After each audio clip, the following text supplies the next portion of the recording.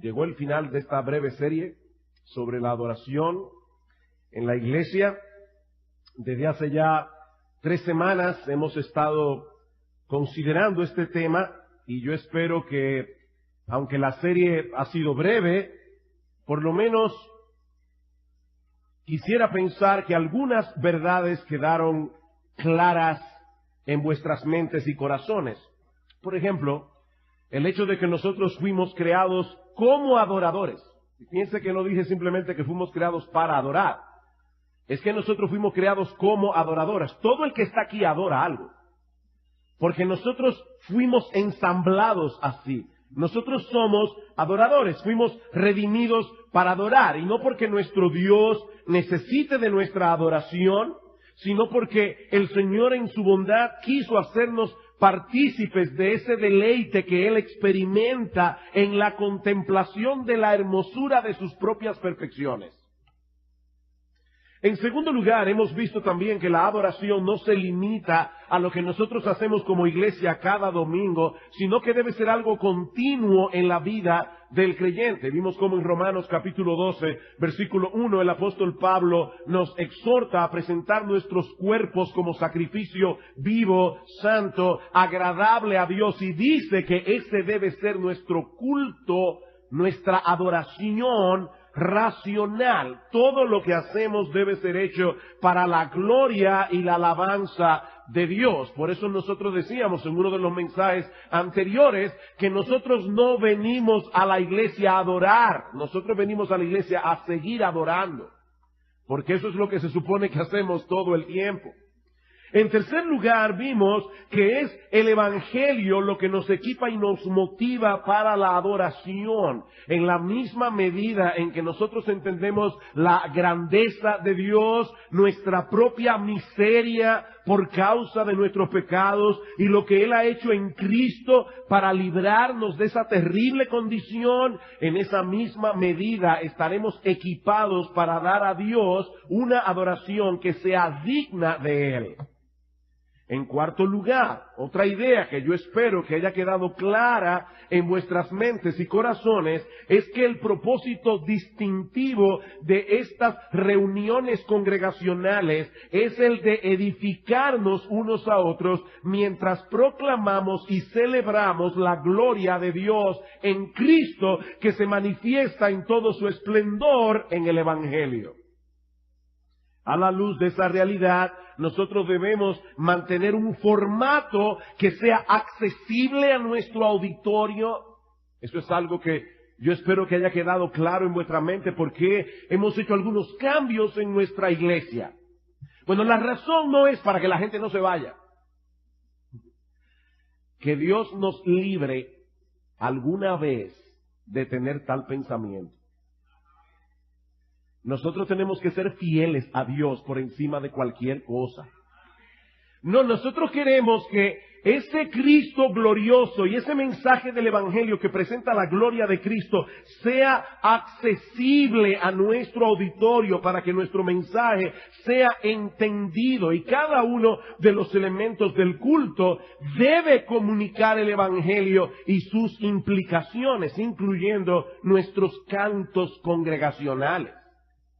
Esta semana una joven de nuestra iglesia me envió una cita por correo electrónico de Kevin DeYoung que decía: ¿pudieran las personas ser salvadas por medio de los cánticos de tu iglesia? ¿Hay suficiente verdad allí?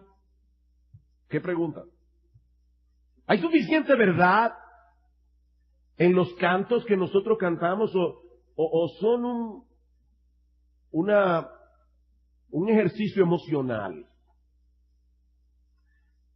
¿Qué es lo que dice Pablo en Colosenses capítulo 3, versículo 16? La palabra de Cristo mora en abundancia en vosotros, enseñándoos y exhortándoos unos a otros en toda sabiduría, con salmos, con himnos y cánticos espirituales, cantando con gracia al Señor, con salmos, con himnos y cánticos espirituales. Lo interesante de ese texto es que Pablo en Colosenses capítulo 1, versículo 27, había usado exactamente la misma terminología para referirse al ministerio de predicación de su palabra. Pablo dice: a quien anunciamos, amonestando a todo hombre y enseñando a todo hombre en toda sabiduría. Lo mismo que dice en Colosenses capítulo 3 versículo 16 acerca de nuestros cantos, a fin de presentar perfecto en Cristo Jesús a todo hombre. ¿Saben lo que eso significa? Eso significa que el propósito de Pablo al predicar el Evangelio era exactamente el mismo propósito que él tenía cuando cantaban himnos en la iglesia. Por eso, hermano, me preocupa sobremanera que una iglesia cuide su púlpito, lo que se predica en su púlpito, y no cuide sus cantos. Eso es una total y absoluta contradicción. Porque el propósito de la predicación es exactamente el mismo que el propósito de nuestros cantos. Por eso yo escribí un artículo hace tiempo en mi blog titulado "Pastores, no menosprecien la alabanza". Yo creo que cuando una iglesia no tiene cuidado de lo que se canta, de la letra que se canta en sus cultos, están menospreciando la alabanza. Mis hermanos, nosotros no venimos a la iglesia a experimentar una descarga emocional. Nosotros venimos a la iglesia a edificarnos unos a otros mientras exaltamos la grandeza de Dios y celebramos su gracia en Cristo. Por supuesto, eso no puede hacerse sin emoción, pero tampoco puede hacerse cuando somos atrapados por el emocionalismo. Y finalmente, en los dos mensajes anteriores, y quise hacer un breve recuento, nosotros hemos considerado algunas de las tensiones con las que tenemos que lidiar en el culto congregacional si queremos evitar que nuestra cometa de la adoración caiga en el suelo o se vaya en banda. Las dos cosas son un problema. Nosotros tenemos que mantener la chichigua en su justa tensión, ¿verdad? Para que no se caiga y para que no se vaya en banda. Ahora hay un aspecto adicional que no quisiéramos dejar fuera de esta serie, y es el de la predicación de la palabra en el culto congregacional.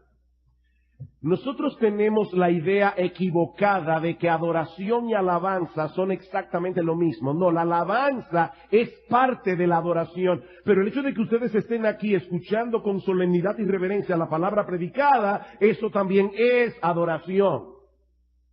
De hecho, más aún todavía, esta es la parte esencial de la adoración, porque nosotros respondemos en alabanza a la verdad de Dios que Él nos ha revelado en su palabra. Así que si no hay predicación, no puede haber adoración en el mejor sentido del término. Nosotros estamos reaccionando a Dios, nosotros estamos respondiendo a Dios. En el culto, Dios trae algo a nosotros y nosotros respondemos, reaccionamos a eso que Dios nos ha traído. Ahora la pregunta es, ¿qué es más importante en el culto congregacional? ¿Lo que nosotros tenemos que decirle a Dios o lo que Él tiene que decirnos a nosotros? Obviamente, es más importante lo que Dios tiene que decir. Porque nosotros estamos reaccionando a lo que Dios nos está diciendo. Por eso la predicación de la palabra de Dios debe ocupar un lugar central en nuestros cultos de adoración. Porque donde no hay un entendimiento claro del Evangelio y sus implicaciones, no puede haber adoración. Y lo que vamos a hacer en el día de hoy es enfocar cuál es el tipo de predicación que cumple con el propósito de Dios. Y yo sé que esto puede sonar como demasiado sabido en una iglesia como esta, pero yo creo que es algo que no podemos dejar en el aire, que no podemos dar por sentado. Yo les pido porque vayan conmigo una vez más a 1 Corintios capítulo 2. 1 Corintios capítulo 2, el pasaje que leyó hace un momento Salvador.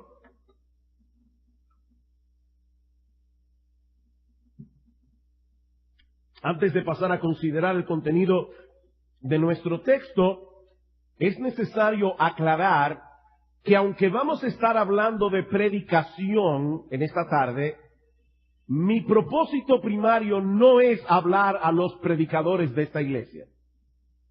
Vamos a estar hablando de predicación, pero yo voy a estar hablando de predicación a la iglesia. Esto no es un mensaje para pastores. Esto no es un mensaje para predicadores. Esto es un mensaje para la iglesia. ¿Y por qué estamos hablando de predicación a la iglesia? Porque es necesario que tengamos una perspectiva correcta de lo que debemos esperar de aquellos que se colocan detrás de este púlpito. Porque de lo contrario puede suceder que algunos comiencen a ejercer presión sobre sus líderes, sobre sus pastores, para que ellos no prediquen lo que deben predicar y no crean que eso no puede suceder en Iglesia Bíblica del Señor Jesucristo, porque eso ya ha sucedido en Iglesia Bíblica del Señor Jesucristo en varias ocasiones. Y cuando eso sucede, los líderes tienen dos caminos a tomar: o a seguir siendo fieles a Dios, aún a riesgo de que muchos no entiendan lo que ellos están haciendo y aún hasta se molesten en ese sentido, o ceder a la presión y dejar de predicar la palabra y dedicarse a hacer otra cosa que no llena el estándar de la verdadera predicación bíblica. Ese fue el problema que Pablo enfrentó cuando llegó a la ciudad de Corinto en su segundo viaje misionero. Pablo estaba consciente de que el mensaje que él iba a predicar en Corinto resultaría sumamente chocante en medio de esa sociedad. Vayan conmigo al capítulo anterior, 1 Corintios capítulo 1, versículo 22. Pablo dice: porque los judíos piden señales, los griegos buscan sabiduría, pero nosotros predicamos a Cristo crucificado. Ahora, ¿cómo iba a ser la reacción de esa gente al mensaje de Cristo crucificado? Para los judíos, ciertamente tropezadero. Para los gentiles, locura. Pablo sabía de antemano que esa sería la reacción. Sin embargo, él no cedió a la presión de la gente para hablarles de lo que ellos querían oír. Y eso nos lleva a nuestro primer encabezado de esta noche: la integridad del mensaje que Pablo predicó, capítulo 2, versículo 1. Así que, hermanos, cuando fui a vosotros para anunciaros el testimonio de Dios, yo no fui con excelencia de palabras o de sabiduría, pues me propuse no saber entre vosotros cosa alguna, sino a Jesucristo y a este crucificado. El apóstol Pablo encierra su mensaje en esta frase: el testimonio de Dios. Yo fui a anunciarles. Y noten una vez más que Pablo no está hablando aquí en una conferencia de pastores. Pablo está escribiendo una carta a una iglesia. Y Pablo quiere explicar a esa iglesia por qué él predicó lo que predicó. Dice: yo fui a vosotros a predicarles, yo fui a anunciarles el testimonio de Dios. Y por el contexto, nosotros podemos llegar a la conclusión de que él no se está refiriendo al testimonio que Pablo tenía que dar de Dios, sino al testimonio que Dios nos da de sí mismo en su palabra. Es el testimonio de Dios, es el testimonio que Dios ha dado, es el testimonio que Dios ha revelado. Él tiene que traspasar lo que Dios dice acerca de sí mismo. Y lo vemos, por ejemplo, en el capítulo 2, versículo 9, un texto que para mí es uno de los más mal interpretados de todo el Nuevo Testamento. Pablo dice allí: ahora bien, como está escrito, cosas que ojo no vio, ni oído yo, ni han subido en corazón de hombre, son las que Dios ha preparado para los que le aman. ¿De qué está hablando Pablo aquí? Mucha gente dice del cielo. No, el apóstol Pablo no está hablando del cielo. El apóstol Pablo está hablando de la revelación divina. Porque dice en el versículo 10, pero Dios nos las reveló a nosotros por el Espíritu, porque el Espíritu todo lo escudriña aún lo profundo de Dios. Ese testimonio de Dios, de cómo nosotros podemos arreglar nuestras cuentas con Él, a pesar de que somos pecadores y Él es perfectamente santo y justo, eso solamente Dios podía revelarlo. Un ser humano nunca hubiera podido descubrir el Evangelio. Dios tenía que decirnos cómo era esto. Y ese fue el testimonio que Pablo fue a predicar. Por supuesto, ese testimonio era acerca de Dios. Pero lo que mantuvo firme a Pablo en su llamado fue su convicción de que el único testimonio válido acerca de Dios es el testimonio de Dios mismo. Mi amigo, si tú estás aquí en esta tarde, puede ser que tú tengas una idea muy particular acerca de Dios, pero lo que tú pienses de Dios no cambia lo que Dios es. Lo que tú pienses acerca de cómo los pecadores llegan al cielo no va a cambiar la forma como los pecadores llegan al cielo. Lo que importa es el testimonio de Dios. Por eso Pablo dice en 2 Corintios capítulo 2 versículo 17, yo no soy como muchos que medran falsificando la palabra de Dios, sino como alguien que de parte de Dios y delante de Dios hablamos en Cristo. Oigan lo que es un predicador. Es alguien que habla delante de Dios y de parte de Dios. O como dice en 2 Corintios 5:20, somos embajadores en nombre de Cristo, como si Dios rogase por medio de nosotros. Os rogamos en nombre de Cristo, reconciliados con Dios. En estos días la palabra embajador está de moda en nuestro país. Pablo dice, somos embajadores del Evangelio. La pregunta es, ¿qué es lo que se supone que un embajador hace? Bueno, lo que hace un embajador es llevar adelante la agenda de su presidente, si es una democracia, o llevar la agenda de su rey, si es una monarquía. Bueno, hermanos, nosotros los predicadores somos embajadores de Dios. Nuestro rey ha puesto un mensaje en nuestra boca que nosotros debemos proclamar exactamente tal como fue confiado, sin cambiar ni un ápice, independientemente de cómo la gente reaccione a ese mensaje. Somos embajadores de Dios. O como dice en 1 Corintios 4:1, así pues téngannos los hombres por servidores de Cristo y administradores de los misterios de Dios. Ahora bien, se requiere de los administradores que cada uno sea hallado popular. No, ahí no dice eso. Ahí dice, se requiere de nosotros los administradores que cada uno sea hallado fiel, aunque sea impopular. Aunque sea impopular. Cuando los predicadores de Wesley regresaban después de predicar en Inglaterra, Wesley le preguntaba, ¿se convirtió alguien? No. ¿Y le tiraron piedra? No. ¿Y qué fue lo que ustedes predicaron? Lo que se requiere de nosotros como administradores es que seamos hallados fieles. Debemos estar seguros de que en verdad estamos entregando el mensaje de la Biblia. Ahora, no porque citamos un texto aquí y otro pasaje por allá que parecen apoyar nuestras ideas. Yo recuerdo, acabado de convertir, yo decía, yo no sé mucho de predicación, pero a mí me da la impresión de que los predicadores que nosotros solemos escuchar, ellos primero hacen su mensaje, luego buscan en la Biblia los versículos que parecen apoyar lo que ellos quieren decir. Y también me acuerdo perfectamente la primera vez en mi vida, en el año 1980-81, que yo escuché la predicación de John MacArthur. Y yo dije, wow, eso es predicación. Ese hombre está predicando la Biblia. Él está predicando lo que el texto bíblico dice.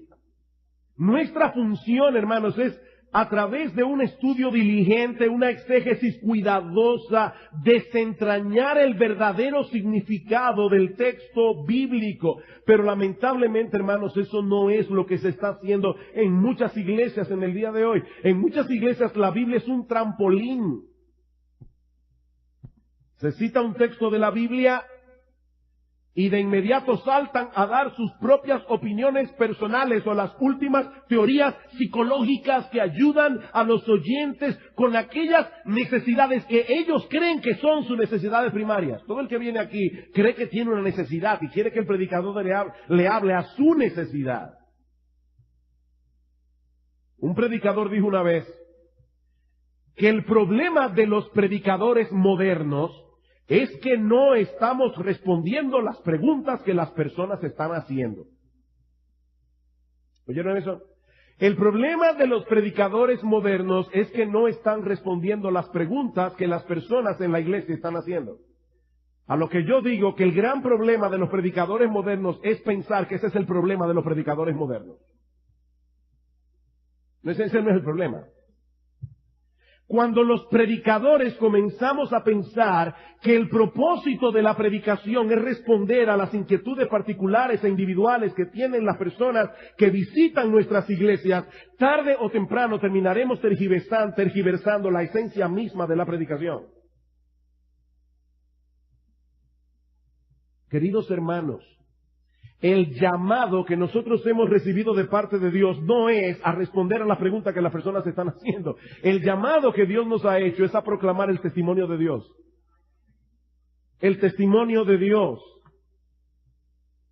En Juan capítulo 7, versículo 16, el Señor dice de sí mismo, Jesucristo, Mi doctrina no es mía, sino de aquel que me envió. El que quiere hacer la voluntad de Dios conocerá si la doctrina es de Dios o si yo hablo por mi propia cuenta. Y ahora escuchen, el que habla por su propia cuenta, su propia gloria busca. O sea, aquel que viene al púlpito a expresar sus propias opiniones está buscando su propia gloria. El que busca la gloria de Dios proclama el testimonio de Dios. Escuchen a Cristo una vez más en el capítulo 12 del Evangelio de Juan.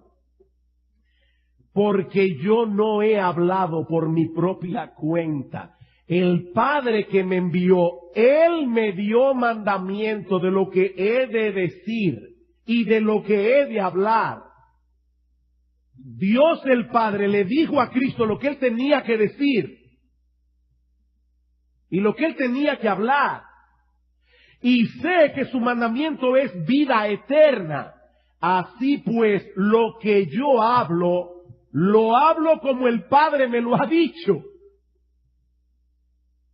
A mí ese texto me choca muchísimo. Mis hermanos, si nuestro Señor Jesucristo, el Dios encarnado, la segunda persona de la Trinidad, se cuidó de hablar conforme a lo que el Padre le había dicho, ¿cuánto más nosotros? No venimos al púlpito a compartir nuestras propias ideas, no venimos al púlpito a hablar de las últimas técnicas psicológicas para una vida plena y feliz. Si hay algo que la iglesia de nuestra generación necesita con urgencia, son predicadores que se dediquen en cuerpo y alma a interpretar, explicar y aplicar las sagradas escrituras. La debilidad de la iglesia de nuestra generación se debe en gran medida a la debilidad de sus púlpitos. Ahora, Pablo fue muy explícito en cuanto a qué él se refería cuando hablaba del testimonio de Dios. Lean una vez más el versículo 2. Pues me propuse, él está explicando lo que él acaba de decir, me propuse no saber entre vosotros cosa alguna, sino a Jesucristo y a este crucificado.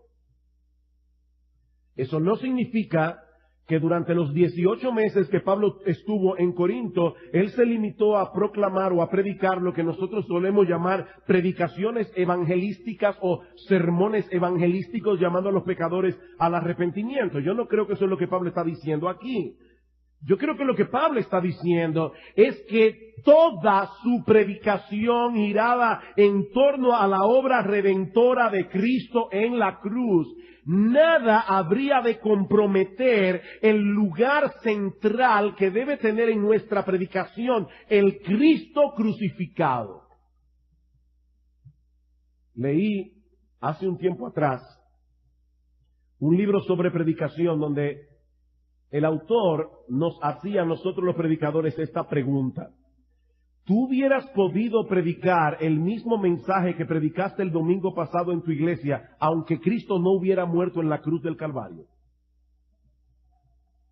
Vamos a suponer que estuvimos hablando de familia, vamos a suponer que estuvimos hablando de cómo enfrentar la adversidad como esta semana el pastor Paul Tripp. Vamos a suponer que estamos hablando de las finanzas. La pregunta es, si ese mensaje que nosotros predicamos hubiéramos podido predicarlo aunque Cristo no hubiera muerto en la cruz del Calvario, porque si yo puedo predicar en este púlpito un mensaje exactamente igual al que yo hubiera predicado antes de la venida de Cristo, antes de la muerte de Cristo, ese mensaje que yo estoy predicando no es evangélico. Ese mensaje yo lo hubiera podido predicar en una sinagoga, lo hubiera podido predicar en una mezquita y no hubiera hecho ninguna diferencia. Pero no estamos en una sinagoga, no estamos en una mezquita, estamos en una iglesia cristiana. Y eso hace una tremenda diferencia. Vayan conmigo a Efesios capítulo 4, para que ustedes vean cómo Pablo aplicaba esto. Pablo definitivamente era un predicador cristiano, era un predicador cristocéntrico. Pablo era un predicador evangélico en el mejor sentido de la palabra. En Efesios capítulo 4, versículo 30, Dice el apóstol Pablo, no contristéis al Espíritu Santo de Dios, con el cual fuisteis sellados para el día de la redención. Quítense de vosotros toda amargura, enojo, ira, gritería, maledicencia y toda malicia. Pablo está hablando aquí de cosas muy prácticas para la iglesia. Pero ahora escuchen el versículo 32. Antes, sed benignos unos con otros, misericordiosos, perdonándoos unos a otros como Dios también os perdonó a vosotros en Cristo. Pablo está hablando de la ira, de la amargura, del enojo. ¿Y qué hace? Llevar la mente, el corazón de estos hermanos al Evangelio. Tú fuiste perdonado de todos tus pecados. Tú has entendido el mensaje de la cruz. ¿Y por qué se te hace tan difícil perdonar? O en Efesios capítulo 5 versículo 25, Pablo está hablando acerca de los matrimonios. ¿Y qué dice Pablo? Maridos, amad a vuestras mujeres, porque estas pobres mujeres son tan sufridas y ustedes deben darle en su casa una mejor atención. Maridos, amad a vuestras mujeres como Cristo amó a la iglesia y se entregó a sí mismo por ella para santificarla, habiéndola purificado por el lavamiento del agua, por la palabra. Maridos, ustedes deben amar a sus mujeres por la sencilla razón de que el matrimonio está supuesto a ser una representación del Evangelio. Es Cristo, Cristo, Cristo, Cristo, todo el tiempo. Me propuse no saber entre vosotros cosa alguna, sino a Jesucristo y a este crucificado. Pero no solo eso. Pablo también se preocupó de que el contenido de su predicación determinara el estilo de su ministerio. Que el contenido de su predicación determinara el estilo de su ministerio. Y eso nos lleva a nuestro segundo encabezado. Ya vimos la integridad del mensaje. Veamos ahora en segundo lugar la integridad de su metodología. Mis hermanos, piensen en esto por un momento. ¿Cuál es el mensaje del Evangelio? Bueno, el mensaje del Evangelio es que el hombre está tan dañado por causa de su pecado que Dios tuvo que venir al mundo al rescatarlo en la persona de su Hijo. Espiritualmente hablando, el hombre es tan impotente como un cadáver en lo que respecta a la salvación de su alma. Por eso nosotros creemos en las doctrinas de la gracia. Nosotros creemos que es Dios el que elige, el que predestina. Y de paso, que sirva de anuncio, la próxima serie que voy a predicar cuando vuelva al púlpito en agosto, a final de julio, es una serie sobre las doctrinas de la gracia. Vamos a hablar de los famosos 5 puntos del calvinismo. ¿Qué hizo Dios para resolver este problema? Envió a su propio Hijo a ocupar nuestro lugar, viviendo la vida de perfecta obediencia que nosotros no podíamos vivir, y luego muriendo la muerte que nosotros merecíamos morir por causa de nuestros pecados. Ahora, ¿cómo reacciona el hombre incrédulo cuando escucha este mensaje del Evangelio? Naturalmente, el hombre incrédulo lo rechaza como la más grande tontería, como la más grande necedad, a menos que Dios haga una obra de transformación en su alma. Pablo dice en 1 Corintios, ese mismo pasaje en el capítulo 2, versículo 14, pero el hombre natural, es decir, el hombre no regenerado, aquel que no ha nacido de nuevo, no percibe las cosas que son del Espíritu de Dios, porque para él son locura y no las puede entender. Él no las puede entender, porque se han de discernir espiritualmente. Sin embargo, a pesar de que la reacción del hombre natural a la predicación del Evangelio es esta, el Evangelio sigue siendo el instrumento usado por Dios para salvar a esos mismos pecadores que rechazan el Evangelio como una necedad. 1 Corintios 1:21. Porque ya que en la sabiduría de Dios el mundo no conoció a Dios, mediante la sabiduría agradó a Dios salvar a los creyentes por la locura de la predicación. El incrédulo rechaza el Evangelio. Y es ese mismo Evangelio que él rechaza, el instrumento poderoso que usa Dios para salvarlo. Miren, mis amados hermanos, no importa qué tan elocuente pueda ser un predicador, no importa cuán atractiva pueda ser su personalidad, si no predica el Evangelio, ningún pecador puede ser salvo. Porque solo el Evangelio es poder de Dios para salvación. Es por eso que Pablo decidió mantener una metodología particular que preservara el contenido de su mensaje. Lean una vez más el capítulo 2, versículo 1. Así que, hermanos, cuando fui a vosotros para anunciaros el testimonio de Dios, yo no fui con excelencia de palabras o de sabiduría, pues me propuse no saber entre vosotros cosa alguna, sino a Jesucristo y a este crucificado. Y estuve entre vosotros con debilidad y con mucho temor y temblor. Y ni mi palabra, ni mi predicación fue con palabras persuasivas de humana sabiduría, sino con demostración del Espíritu y de poder. El apóstol Pablo no era un predicador incompetente, pero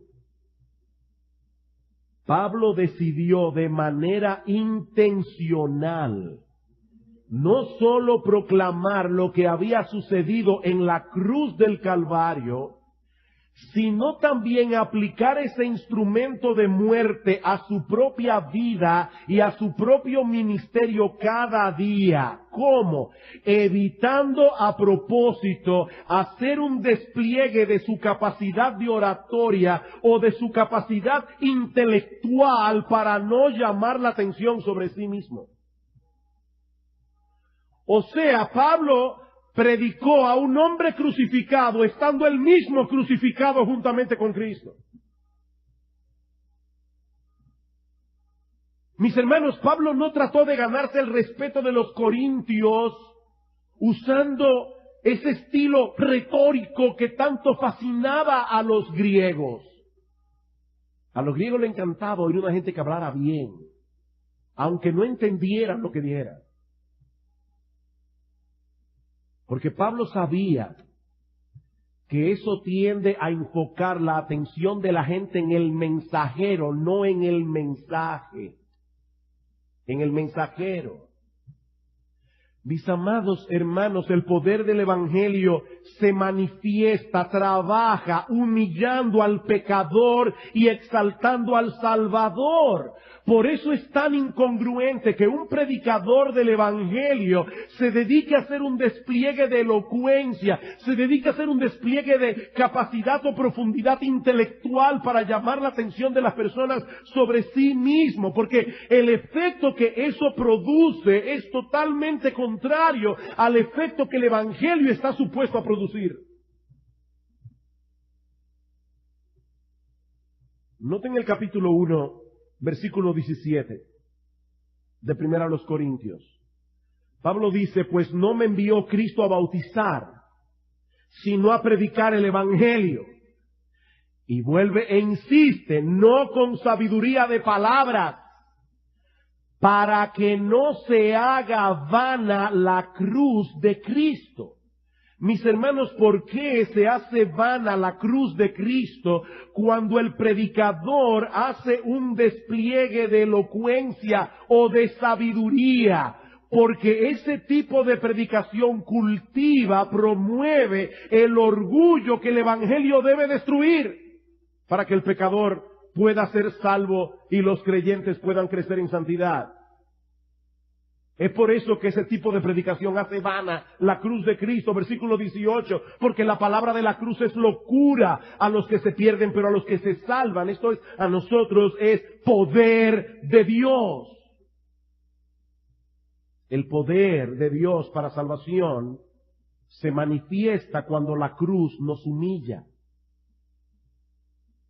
Pero precisamente por eso el mensaje de la cruz debe ser transmitido con integridad en su contenido, pero también en su forma. Debe ser entregado con integridad en su contenido, pero también en su forma. Mis amados hermanos, escuchen esto con atención. Hay una forma de predicar el Evangelio de la cruz que esconde la cruz. Hay una forma de predicar el Evangelio de la cruz que esconde la cruz y alimenta la soberbia humana. Eso puede explicar en parte la actitud con la que Pablo predicó el Evangelio en Corinto. Él dice en el capítulo 2, versículo 3, y estuve entre vosotros con debilidad y mucho temor y temblor. Y es posible que Pablo esté hablando allí de que cuando él fue a predicar el Evangelio a los corintios, él temió por su vida. Y lo sabemos porque en Hechos capítulo 18 dice que el Señor tuvo que aparecérsele a Pablo y le dijo, no temas, Pablo, no temas, sino habla y no calles, porque yo estoy contigo y ninguno pondrá sobre ti la mano, porque yo tengo mucho pueblo en esta ciudad. O sea, puede ser que Pablo en su naturaleza humana tenía temor, pero yo creo que es probable que lo que Pablo está diciendo aquí es que él se sentía inadecuado para la tarea que se le había encomendado. Pablo probablemente tenía temor de usar la predicación como un vehículo de autopromoción. El punto es que Pablo no llegó a Corinto con una actitud triunfalista, sino confiando plenamente en el poder de Dios, no en su capacidad de oratoria, no en su formidable capacidad intelectual. Dice en el capítulo 2, versículo 4, y ni mi palabra ni mi predicación fue con palabras persuasivas de humana sabiduría, sino con demostración del Espíritu y de poder. Pablo sabía que hay muchas formas inadecuadas de persuadir a un auditorio. Hay muchas formas inadecuadas de persuadir a un auditorio. Por eso, como dice un comentarista, Pablo tomó la determinación de proveer una ventana transparente hacia la cruz y no hacer un espectáculo de sí mismo. Una ventana transparente hacia la cruz. Ahora, hermanos, no me malentiendan. A lo largo de la historia de la iglesia, Dios ha levantado predicadores sumamente poderosos, con una capacidad inusual para persuadir a las personas con el mensaje del Evangelio. Aquí en esta iglesia se menciona mucho a George Whitefield, se menciona mucho a Charles Spurgeon, y hay grandes predicadores en nuestra generación, pero la meta de esos predicadores no era ser populares, era ser fieles, y Dios quiso bendecir esa fidelidad en una forma inusual. Aunque de paso, déjenme decirles algo. Definitivamente, Dios ha bendecido República Dominicana de una manera muy inusual. Aquí vienen todos los años tremendos hombres de Dios, grandes predicadores de la palabra. Este año ya tuvimos a Paul Tripp, dentro de poco tendremos a John MacArthur, Stephen Lawson. ¡Qué bendición! Pero ¿saben una cosa, hermanos? Es el plan y el propósito de Dios edificar la mayoría de sus iglesias con predicadores ordinarios. Por cada John MacArthur hay miles de predicadores ordinarios que están edificando sus iglesias. Y cuando no había internet, cada persona tenía que edificarse con el pastor que Dios le dio. Para ir a escuchar a Spurgeon en el siglo XIX había que coger un barco, porque ni siquiera era en avión, e irse a Inglaterra a escuchar a Spurgeon. No puede decir que, ¿cuál es el website de Spurgeon? charlesspurgeon.com. No había nada de eso. El que quería oír a Spurgeon tenía que ir a Inglaterra a oír a Spurgeon. Ahora yo me pregunto, ¿cuántos predicadores como Spurgeon había en las iglesias en aquellos días? Ese hombre era único. Eso muestra que a la larga sigue siendo el poder de Dios. Es el poder de Dios. Pablo rehusó en Corinto tratar de ganarse la aprobación de la gente dándoles lo que ellos querían oír, en vez de darles lo que realmente necesitaban. Porque Pablo sabía que es a través de ese mensaje de la cruz, que los griegos y los judíos despreciaban, que Dios manifiesta su poder para salvar a los pecadores. Pablo sabía eso. Y para edificar a su iglesia. Mis hermanos, no existe ninguna forma de persuasión humana, ni ninguna oratoria que sea tan elocuente que pueda hacer más poderoso el Evangelio. Nadie puede hacer más poderoso el Evangelio. Alguien dijo muy atinadamente, la palabra de Dios es la fuerza más potente de todo el universo. No hay forma de hacer más poderoso el Evangelio. Pero ¿saben qué? Sí hay muchas maneras en que un predicador puede enterrar ese poder en una maraña de argumentos y de palabras sofisticadas. Hay muchas maneras de enterrar el Evangelio. Y Pablo sabía eso. Y lo engañoso de todo esto es que ese tipo de predicación atrae a mucha gente. Ese tipo de predicación. Lo que le hace creer al predicador y a la iglesia que algo tiene que estar haciendo bien porque mucha gente está yendo a la iglesia. Me encanta ese predicador. Las cosas que dice son tan prácticas para los problemas que yo enfrento todos los días. Él sí responde a las inquietudes de mi corazón. Sí, la Biblia tiene muchas cosas que decir acerca de nuestras inquietudes. La Biblia tiene muchas cosas que decir acerca de nuestro problema. Pero mis amados hermanos, hay una enorme diferencia entre un predicador del Evangelio y uno de estos conferencistas de autoayuda y de motivación. Hay una gran diferencia. Y es que el predicador del Evangelio te lleva a ver tu problema a la luz del Evangelio de Cristo. Y nosotros tuvimos un buen ejemplo de eso este fin de semana con nuestro hermano Paul Street. Hay una enorme diferencia.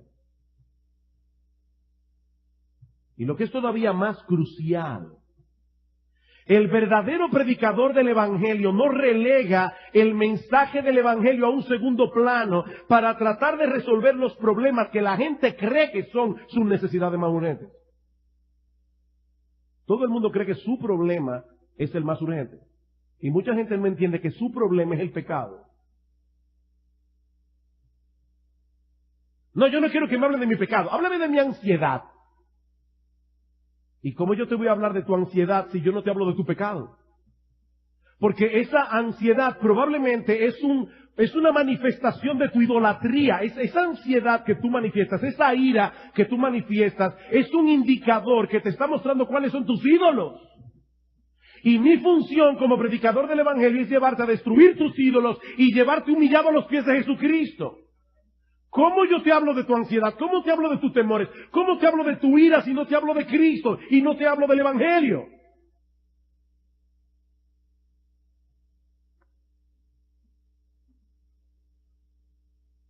Queridos hermanos, el Evangelio no solo es poder de Dios para conversión.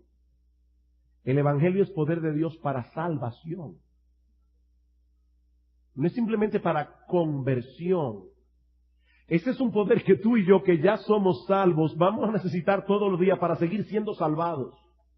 Y no es que yo piense que nosotros perdemos la salvación y tenemos que obtener la salvación todo el tiempo. No, es que nuestra salvación no ha terminado todavía. Ya somos salvos, ya somos salvos. Si tú eres creyente vas al cielo, no te preocupes por eso. Pero hay muchos peligros de los que tú tienes que ser salvado todos los días y el Evangelio es poder de Dios para salvación. Tú, cristiano, necesitas el Evangelio.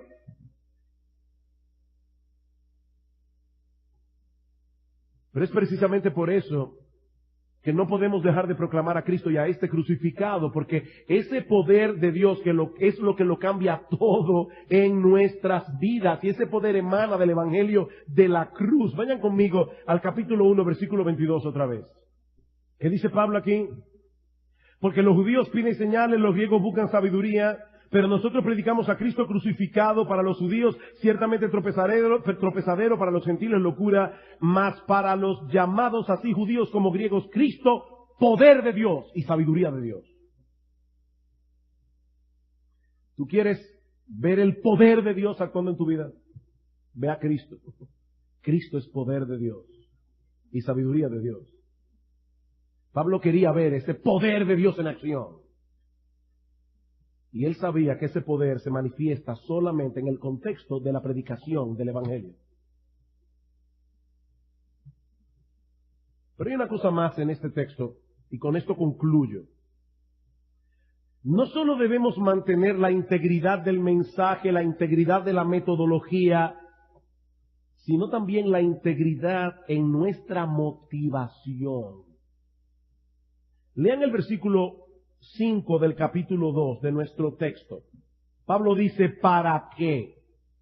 Todo lo que yo he venido diciendo, todo lo que yo hice en Corinto, lo hice para que vuestra fe no esté fundada en la sabiduría de los hombres, sino en el poder de Dios.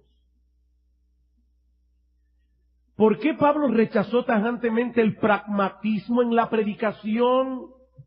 Aquí está la respuesta. Porque su meta era edificar la fe de los creyentes, la confianza de los creyentes en el poder de Dios, no en la sabiduría de los hombres. En otras palabras, Pablo no quería que estos creyentes estuvieran dependiendo todo el tiempo de sus buenos consejos para vivir una vida plena y dichosa. O sea, Pablo no quería edificar iglesias dependientes de él. Mis hermanos, los predicadores vienen y van.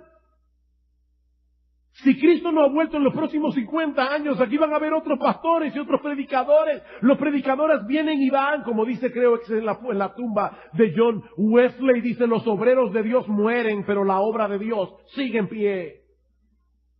Pablo dice, yo no quiero que vuestra fe esté fundada sobre mí.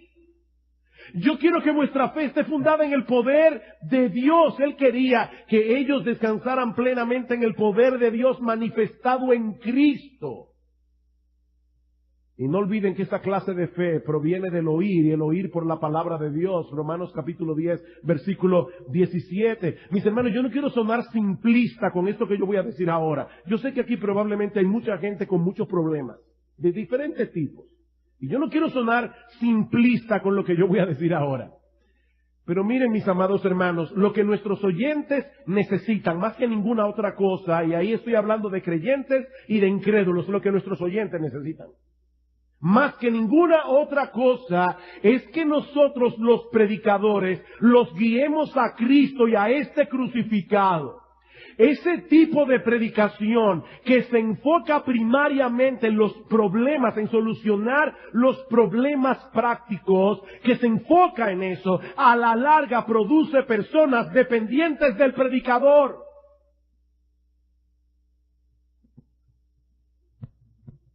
Pero la predicación que lleva a los hombres a Cristo produce personas que en dependencia de Cristo pueden enfrentar adecuadamente los problemas de la vida.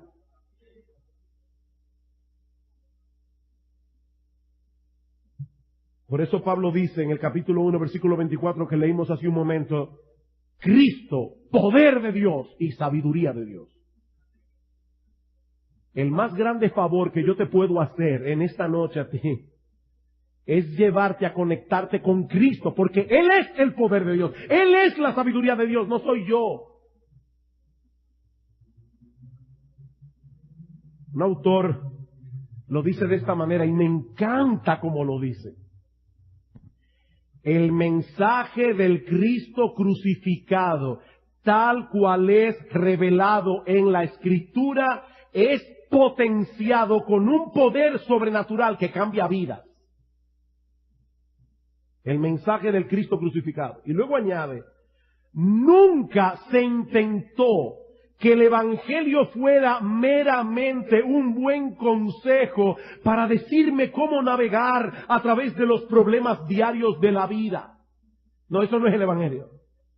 Tampoco es simplemente un mensaje acerca del poder de Dios. Hay predicadores que todo el tiempo están diciendo, confía en el poder de Dios. Ay, ¿dónde está el poder de Dios? Dice Shaddix, el autor que estoy citando, el Evangelio no es simplemente un mensaje acerca del poder de Dios. Es el poder de Dios. Es el poder de Dios. Porque no me avergüenzo del Evangelio, dice Pablo en Romanos 1:16, porque es poder de Dios para salvación a todo aquel que cree. Al judío primeramente y también al griego. Sin embargo, muchas veces, mis amados hermanos, negamos en la práctica lo que decimos creer con nuestra cabeza.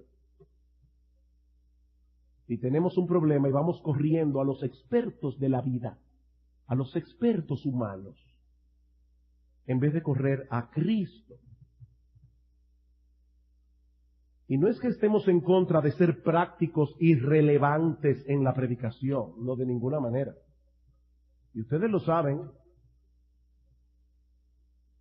Lo que estamos diciendo, hermanos, es que es el Evangelio lo que determina esa relevancia.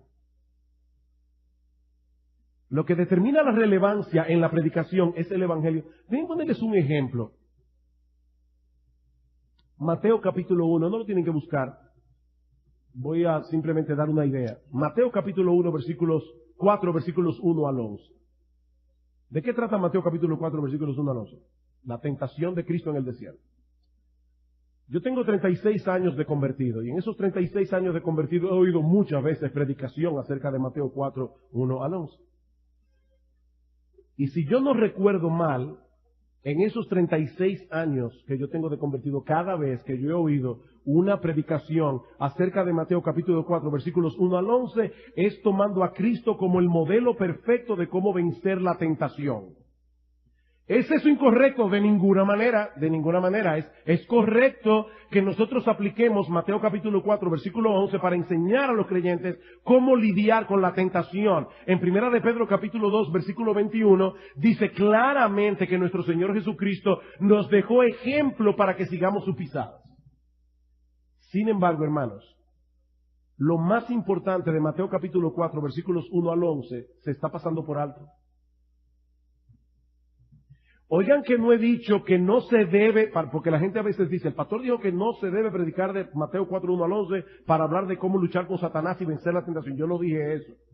Yo lo que estoy diciendo es que la mayoría de las predicaciones, y en mi caso todas las que yo he oído, acerca de ese pasaje, se concentra únicamente en ver a Cristo como un modelo, como un ejemplo, para vencer la tentación. Pero ¿saben qué, mis amados hermanos? En Mateo capítulo 4, versículos 1 al 11, estaba pasando algo 1000 veces más trascendental. Jesucristo como el segundo Adán, como nuestro representante, estaba enfrentando a Satanás cara a cara, como Adán lo enfrentó en el huerto del Edén. Adán lo enfrentó con todas las circunstancias a su favor. Estaba en un jardín con un cuerpo perfecto. Cristo enfrentó a Satanás en un desierto después de 40 días de estar con hambre, en ayuno y sed. Tenía todas las de perder, pero Jesucristo en Mateo capítulo 4 venció a Satanás. ¿Y saben qué es lo más importante de ese texto? Que Él venció a Satanás en representación tuya y mía para hacernos partícipes de su victoria. Eso es leer Mateo 4, 1 al 11 en función a la luz del Evangelio. Ya somos victoriosos. ¿Sabéis por qué razón nosotros podemos aplicar Mateo 4, 1 al 11 y seguir el modelo de Jesús en vencer la tentación? Precisamente porque ya Él venció en la lucha contra Satanás en mi lugar. Eso es lo glorioso de Mateo 4. Pero muchas veces perdemos de vista el Evangelio, la historia de la redención. ¿Qué es lo que está pasando aquí? Jesucristo está venciendo al diablo por mí. Y me está haciendo partícipe de eso. Queridos hermanos, el gran anhelo de nuestros corazones debe ser que nuestros oyentes sean expuestos al poder omnipotente de Dios que actúa en el Evangelio. ¿Para qué? Para que nuestro Señor Jesucristo sea más ampliamente glorificado en la salvación de los pecadores y en la santificación de su pueblo. Tu santificación depende de que te conectes con Cristo.